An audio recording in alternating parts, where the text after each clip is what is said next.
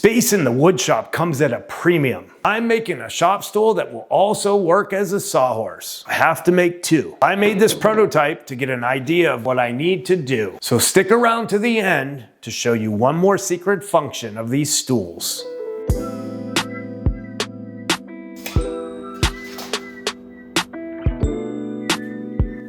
Our first set of cuts on the cut list is 27 inches. I need 8 of these.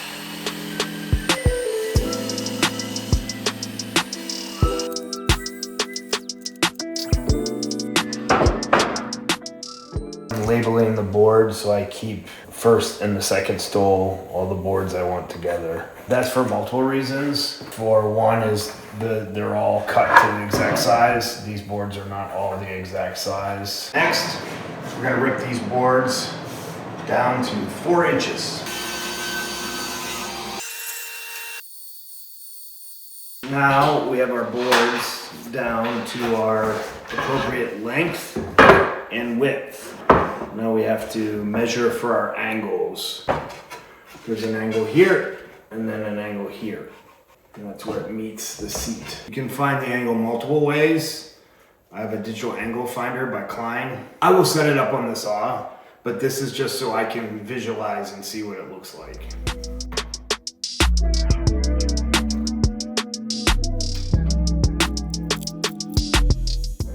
Next up, we're gonna cut the angles on our legs. The angle that we're gonna be going after is 78 degrees. You don't have 78 degrees on your miter gauge or your miter saw, or you might, but at least I don't. The way I get that is by just putting, the miter gauge starts technically at 90.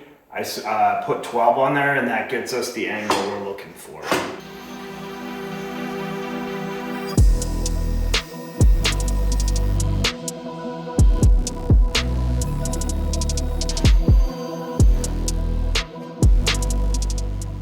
I think what I'm gonna do is actually glue it first with a quick setting glue, and then I will drill in some holes for dowels possibly. So I'm gonna make sure this one is flat. Toothbrush is the best thing for squeeze out a little bit of water. So first I wipe the excess with a paper towel just to get any little bit out. Hit it with a damp toothbrush, just a little. Just have a little bit of a clamp there just to keep them in place in case they want to drift. We have all the legs glued up. They were a little bit of a challenge. Like I showed you, it's good to have a straight edge to be able to glue the angles, keep them flat and true. That way they don't drift around. Once these dry, we'll be working on the seat profile. Our legs are all glued up now, and so we have to cut the seat. And what I want to do with the seat is cut a bevel profile to match the lines of the outside leg. And so the seat, as you look down, the lines will match like this. And so we need to measure the angle. So we've already set our angle on the bevel gauge. And so all I'm gonna do is mark the lines where I need the angles to start. So now you see the line sort of matches the line of the board. Right? Next, we're gonna set the angle on our table saw to match the angle that we wanna cut on the seat. We gotta set the depth of the blade just high enough to get over, just the tooth over.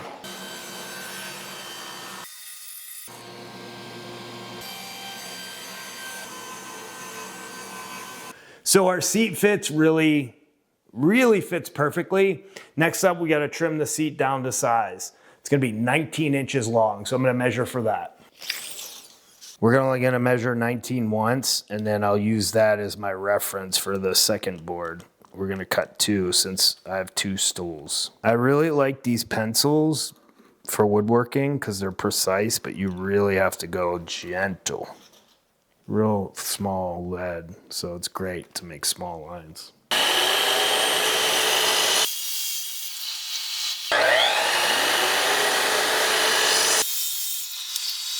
There we go. You can start seeing it's coming to shape.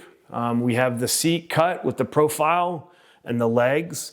Now I need to start thinking about the footrest and then the joinery part. About 4 inches, so I think an inch down.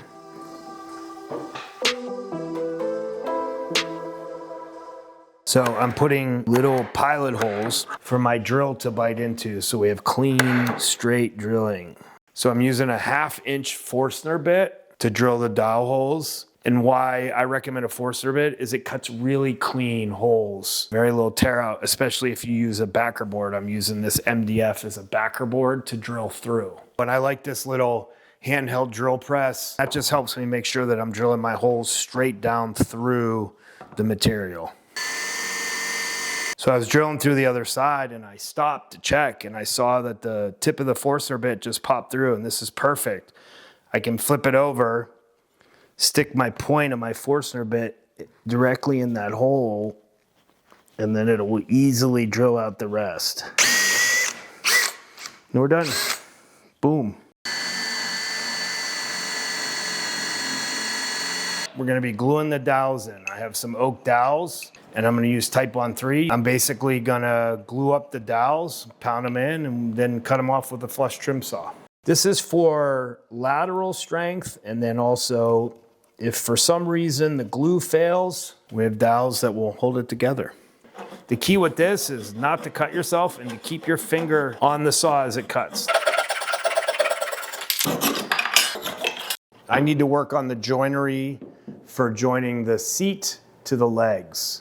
I'm going to be using Domino floating mortises for this. I have my material clamped down.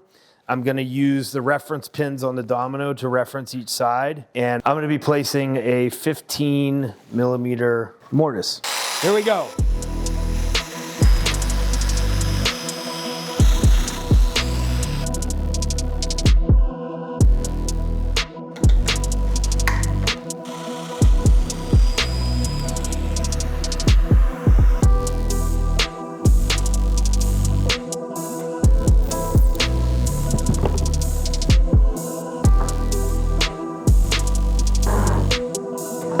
If you enjoy what you're watching, we'd really appreciate it if you liked and subscribed. Time to knock some of the edges off of the stool for safety, but also so that it doesn't chip and splinter. I'm gonna do an 1/8-inch roundover on the outside edges of the stool.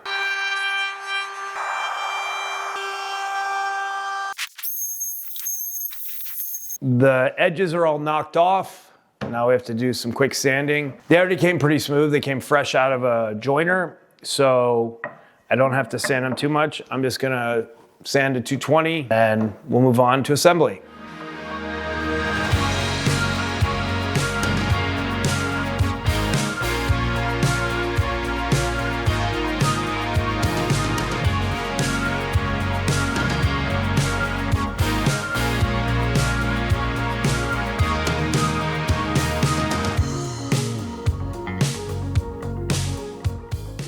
We have the general shape now. We cut the joinery for these. Now I have to figure out the footrest. And so I know the distance between from here to here is 16 inches. I need to just cut my board with 16 inches. It has the same profile I need to match these angles, because this was the same profile as the seat. Setting up the layout for the footrest on the stool, and generally footrest on bar stools are between 6 and 8 inches. This isn't a bar stool, it's a shop stool, but I think I'm gonna set it at about 7 and we'll be good there. But before I do that, I need to go on a side quest and build like a little jig so that I don't need to worry about what level the footrest is on. It's the same level on both of them. So I have this MDF. What I need to do is make sure that the footrest is between 6 and 8 inches.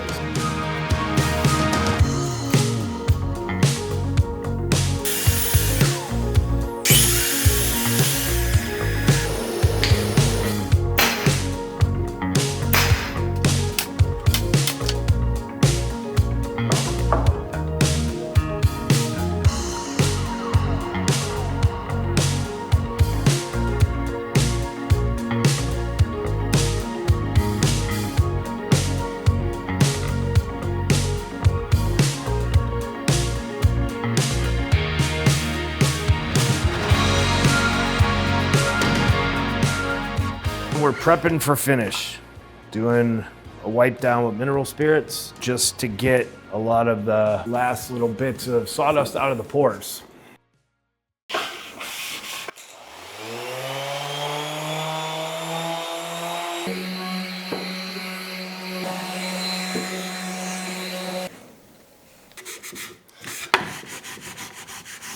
I'm wearing these funny glasses because the finish I put on is a UV hard wax. It's one of my favorite finishes. So all I need to do now is hit it with the UV flashlight.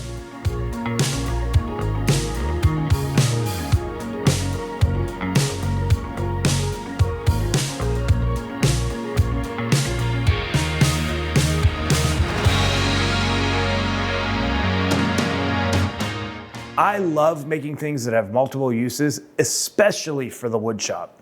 These can be so many different things. They're stools for their original use, they're sawhorses, you can make a makeshift workbench. You could even use them as a step ladder if you wanted to. And the coolest thing of all, that I'm waiting to show you guys, they nest together. I think that's the coolest. When I'm not using them, they can be put in the corner of the wood shop and they won't take up much space. And I can keep making these as much as I want and keep stacking them and stacking them. Thank you for joining us today. We really appreciate your support. We hope to see you on the next one. Take care.